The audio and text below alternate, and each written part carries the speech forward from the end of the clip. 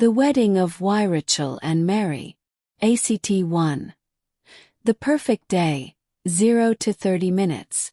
The morning sun streamed through the windows of the old chapel on the hillside, casting golden light across the wooden pews. Weirichel stood at the altar, adjusting his tie for the 100th time. His best friend Marcus clapped him on the shoulder. "You're going to wear out the fabric," Marcus joked. Weirichel grinned, though his hands trembled slightly. "I just can't believe this is happening. After everything we've been through, Mary and I are actually getting married." It had been a long road. They'd met 5 years ago at a mutual friend's barbecue, where Mary had accidentally spilled lemonade all over Weirichel's shirt. What started as an embarrassing introduction turned into hours of conversation, then coffee dates, then a relationship that weathered job changes, family challenges, and a year of long distance when Mary's father fell ill. Now, as the chapel filled with friends and family, Weirichel felt his heart could burst. The string quartet began playing and everyone stood.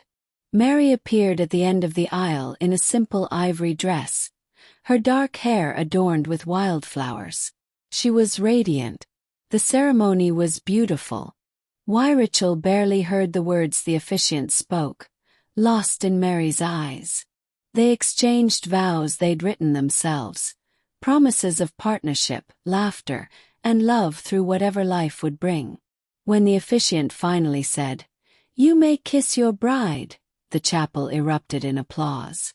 At the reception in the garden behind the chapel, champagne flowed and the dance floor filled quickly.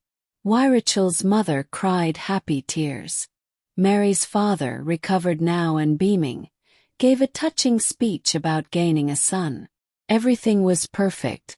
52. The unraveling.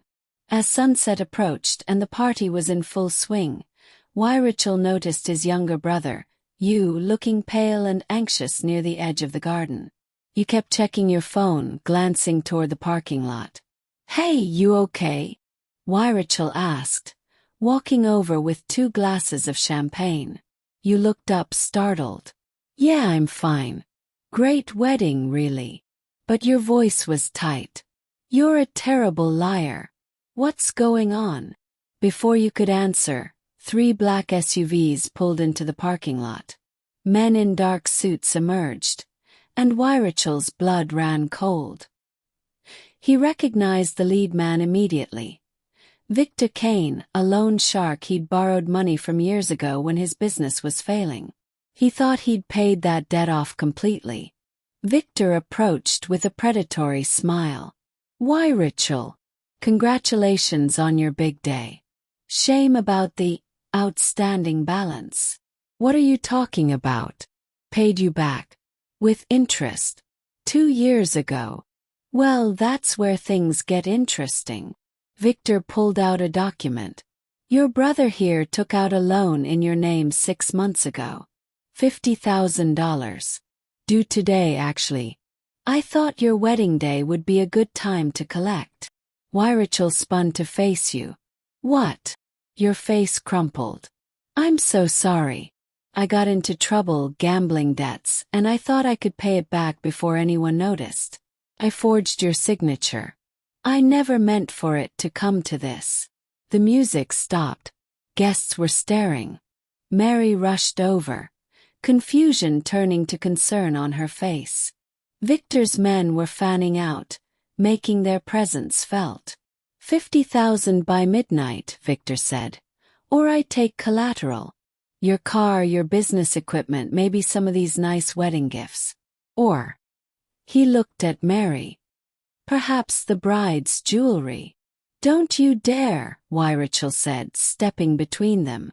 The reception had gone silent. Mary's father approached, anger darkening his features. "What is happening here?" "I'm so sorry," you whispered, tears streaming down your face. "I ruined everything." Victor checked his watch. "Clock's ticking. Midnight is 4 hours away." Weirichel's mind raced. His business account had maybe 20,000. The wedding had depleted their savings. Even if he emptied everything, he'd come up short. Mary gripped his hand. "We'll figure this out," she said firmly. But Weirichel could see the fear in her eyes. Their perfect day was collapsing around them, and worse, his own brother had betrayed his trust. The weight of it threatened to crush him. T3. The twist and resolution. As panic set in and guests began whispering anxiously, Marcus stepped forward. He'd been standing at the bar, watching everything unfold with an unreadable expression. "Victor Kane," Marcus said loudly. "Still running the same old scams, I see."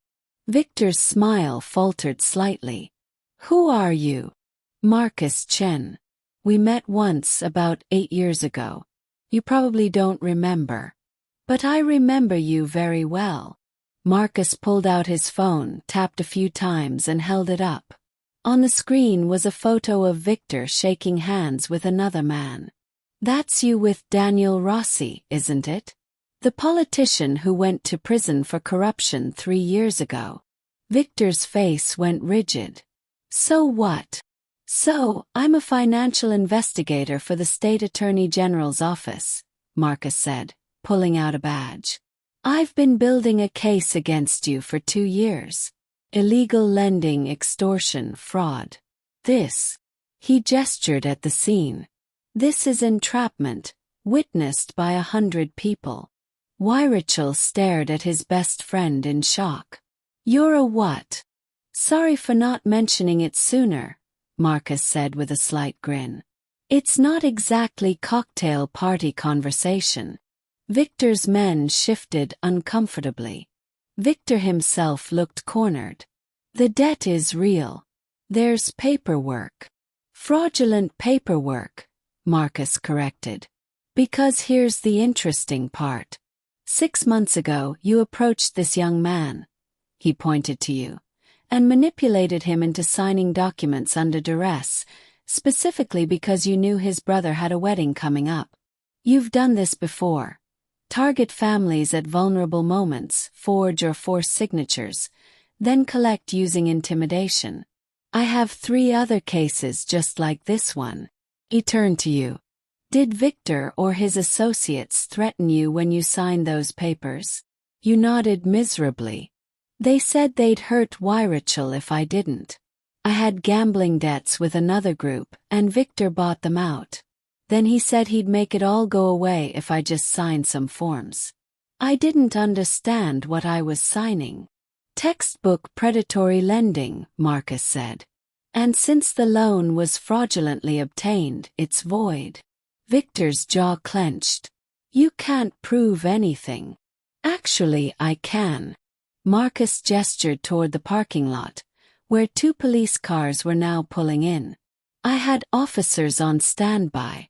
When you showed up here today with your goons to extort money at a wedding, in front of all these witnesses, you gave me everything I needed." As police officers approached, Victor realized he was trapped. His men melted away, not wanting to be part of whatever came next. Victor himself stood frozen as an officer read him his rights. "You set this up," Victor hissed at Marcus. "I protected my best friend," Marcus replied calmly. "There's a difference." As Victor was led away to a police car, the garden erupted in a mixture of relief, confusion, and scattered applause. Weirichel pulled Marcus into a hug. "You could have warned me," Weirichel said. "I only found out about the wedding ambush this morning through my investigation. I didn't have time to explain everything, and I needed to catch him in the act. I'm sorry for the drama on your wedding day." Weirichel turned to you. You stood with your head down, shoulders shaking with sobs. "I'm so sorry," you kept repeating. "I'm so sorry." Weirichel walked over and pulled you into a hug. "You should have come to me. We could have handled this together. I was so ashamed. And scared. I know. But you're my brother. Your family." Weirichel held you at arm's length. This isn't over. You need help. Real help. With the gambling, with everything. I know. I'll do whatever it takes. Mary joined them, putting a hand on your shoulder. We'll help you. As a family. The band, sensing the moment, struck up a cheerful tune. Mary's father raised his glass. Well, I think this calls for a toast. To Weirichel and Mary, who just got the most memorable wedding story anyone's ever heard. Laughter rippled through the crowd as the tension finally broke. Guests returned to their tables, the drama transforming into an unbelievable story they'd tell for years. As the evening wore on, Weirichel and Mary found themselves alone for a moment on the dance floor. The stars had come out, and fairy lights twinkled in the trees around them. Some wedding day, Mary said, resting her head on his shoulder. I'm sorry it got so crazy. Are you kidding? This was perfect. Perfect. We almost got robbed by a loan shark. No, Mary said, looking up at him. We faced a crisis together on our very first day as husband and wife, and we came through it. You supported your brother even after what he did. Marcus revealed himself to be an actual hero. Your family came together. This is what marriage is. Facing the unexpected together and choosing love anyway. Weirichel kissed her, and in that moment, with his new wife in his arms, his brother getting the help he needed, and his best friend revealed as a secret crime fighter, he realized she was absolutely right. The party continued until well past midnight.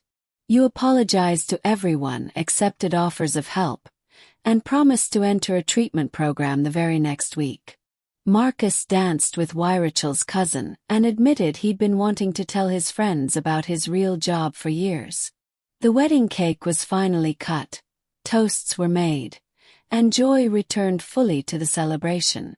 ACT 4. The aftermath and new beginning. As Weirichel and Mary prepared to leave for their honeymoon around 1 a.m, you stopped them at the car, but this time you weren't alone. Standing beside you was Detective Sarah Mills, one of the officers who had arrested Victor.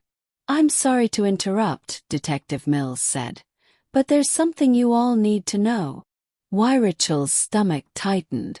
What now? When we arrested Victor, we found something unexpected in his vehicle. Documents related to your brother's case, but also something else. He pulled out a folder. Records of payments made to someone he called the architect. We believe Victor was working for someone bigger. Marcus, who had walked over with the rest of the wedding party, went very still. What kind of records? Payments totaling over $2 million in the past year alone. And notes about targeting specific families. Detective Mills looked at Weirichel. Including yours. There are notes here that suggest someone wanted to disrupt your wedding specifically. That doesn't make any sense, Mary said. Who would want to ruin our wedding? Before anyone could answer, a sleek silver car pulled into the parking lot. Everyone tensed, but the woman who emerged was elegant, older, wearing an expensive suit. She walked directly toward the group with the confidence of someone who owned every room she entered. Hello, Weirichel, she said. It's been a long time. Weirichel stared at her, his mind struggling to place the face. Then it hit him like a punch to the gut. Catherine Brennan.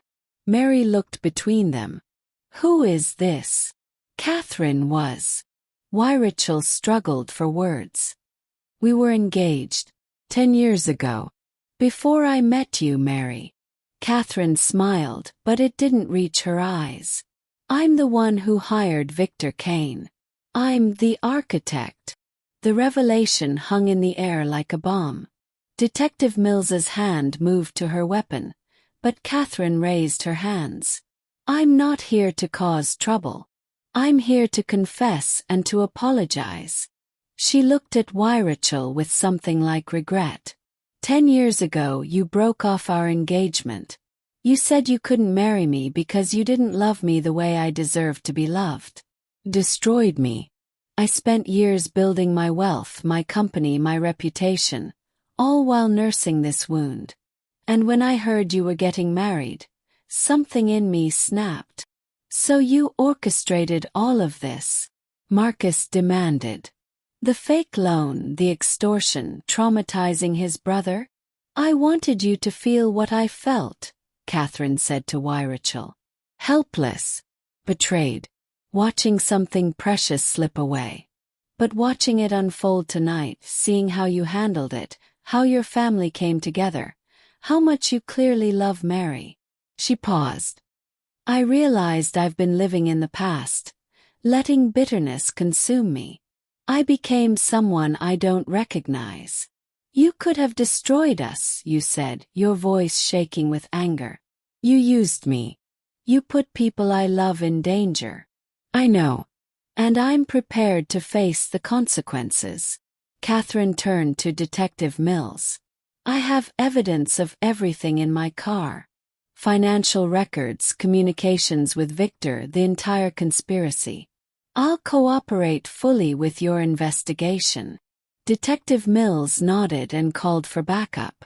As other officers arrived, Weirichel found himself face to face with his past. Why now? He asked Catherine. Why confess? Because watching you tonight I saw what real love looks like. The way you stood by your brother despite what he'd done. The way Mary stood by you. The way your friends rallied around you. I realized that all this time I've been angry at you for not loving me, but the truth is you did the right thing. You were honest. And I repaid that honesty with cruelty. She looked at Mary. You're a lucky woman. Not because you married him but because he's worthy of being married to. I hope you'll have the happiness I couldn't find. As Catherine was led away to give her statement to police, the group stood in stunned silence. The night had taken yet another impossible turn. Well, Marcus finally said, I'm definitely writing a book about this wedding. Despite everything, laughter bubbled up. It was absurd, surreal, and somehow perfectly fitting for a day that had already defied all expectations. Weirichel pulled you aside once more. Are you okay? This whole thing, she manipulated you, threatened you. You nodded slowly. Actually, in a weird way I feel better. Knowing that she orchestrated this, that I was targeted specifically, it doesn't excuse what I did, but it explains how I got in so deep so fast. I'm still going to get help, but I don't feel quite as alone in this anymore. You're not alone. You never were. Mary's father approached, looking exhausted but somehow amused. Son, when I gave my daughter away today, I thought the drama was over. I was wrong. I'm so sorry, sir. Don't be. My daughter once told me that she loved you because life with you would never be boring. I didn't realize she was quite this prophetic. The remaining guests, the ones who had stayed through all the chaos, gathered around Weirichel and Mary. Someone suggested that since it was now well past midnight and technically a new day, they should cut the cake again. Someone else pointed out that the champagne was still flowing. As ridiculous as it seemed, the party found its second wind. Stories were shared, connections deepened. The crisis had transformed a formal wedding reception into something more intimate and real. Marcus pulled Weirichel aside near dawn as the sky was beginning to lighten. You know, I've been working undercover for 3 years.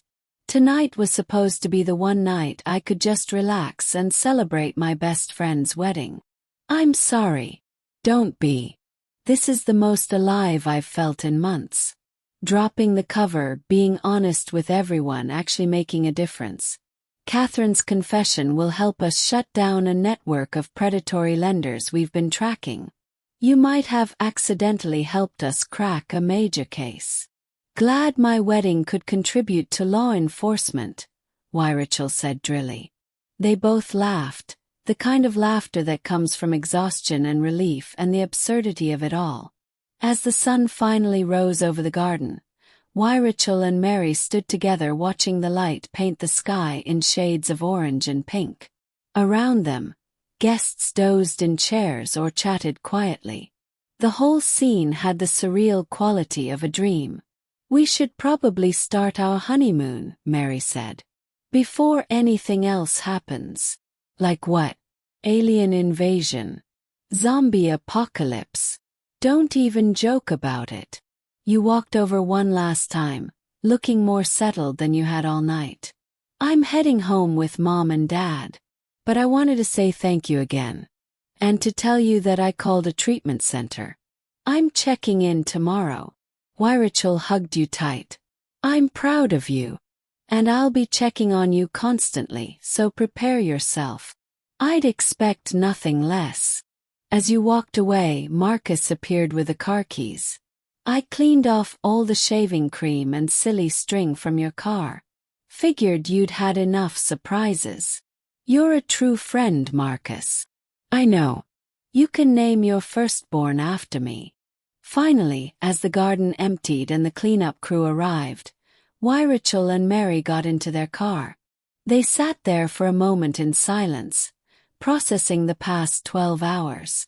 "So," Mary said, "on a scale of 1 to 10, how memorable was our wedding?" "I think it broke the scale." "Good." She leaned over and kissed him. "Because I want to remember every single moment. The beautiful parts, the terrifying parts, the absolutely insane parts. All of it. Because it's ours." They drove away as the sun climbed higher, leaving behind a garden full of wilting flowers, empty champagne bottles, and one hell of a story. Somewhere behind them, you were preparing to face your demons with the support of family. Marcus was writing his report on the case that had just broken wide open. Catherine was in custody, finally facing the consequences of her actions but perhaps finding a strange kind of peace. And Weirichel and Mary were heading toward their future, a future that had been tested before it even began and had proven stronger for it. "Where should we go?" Weirichel asked as they reached the highway. Mary smiled. "Anywhere. Freewhere. As long as we're together, I don't care if the car breaks down, if we get lost, if another ex-fiancé shows up with an elaborate revenge plot. Please don't jinx us." "Too late. We're already living in the most ridiculous love story ever told." And she was right. As they merged onto the highway and left the chaos behind them, Weirichel realized that this was exactly the marriage he wanted. Unpredictable, tested, real. Not a fairy tale but something better. A true partnership forged in the fire of actual life, with all its complications and surprises. The wedding of Weirichel and Mary would be talked about for years. People would debate which part was most unbelievable. But for the couple themselves, driving into the sunrise of their first full day as husband and wife, it was simply the beginning. The perfect, chaotic, impossible, beautiful beginning. The end.